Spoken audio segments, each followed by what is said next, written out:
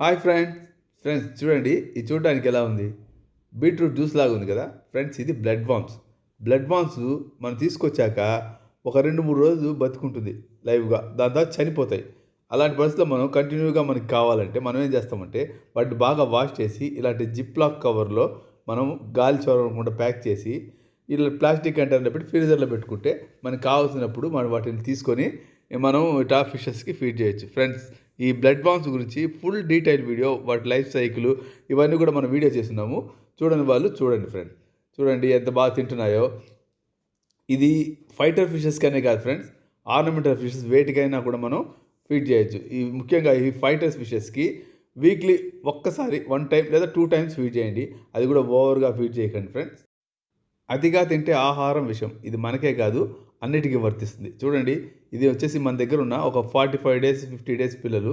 ఇవి కూడా ఎంత బాగా తింటున్నాయి చూసారా ఫ్రెండ్స్. మన కోసం కొన్ని జీవాలు ఎదురు చూస్తున్నప్పుడు వాటి కోసం మన బిజీ షెడ్యూల్లో ఒక 10 నిమిషాలు వాటి కోసం కేటాయించి వాటికి ఆహారం ఇవ్వడం, వాటికి ఏదైనా బాగాలేకపోతే మన పడే ఆరాటం, ఈ ఆనందం ఉంది చూసారా. దీనికోసమే ఫ్రెండ్స్ మనం ఇలాంటి పెట్స్ని పెంచుతాం. ఇలాంటి బాండింగ్ మీ పెట్స్తో కూడా మీకు ఉందా? కమెంట్ చేయండి ఫ్రెండ్స్. ఇది చూడండి ఏంజిల్ ఫిషెస్ ఎంత బాగా తింటాయో.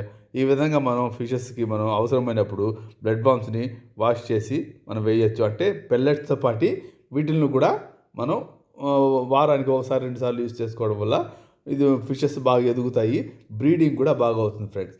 ఓకే ఫ్రెండ్స్, చూడండి ఇలాంటి ఇంట్రెస్టింగ్ వీడియోస్ కోసం మన వీడియోస్ని లైక్ చేయండి, షేర్ చేయండి, సబ్స్క్రైబ్ చేయండి. ఇంకో ఇంట్రెస్టింగ్ మళ్ళీ కలుద్దాం. అంతవరకు సెలవు, టాటా, బాయ్ బాయ్.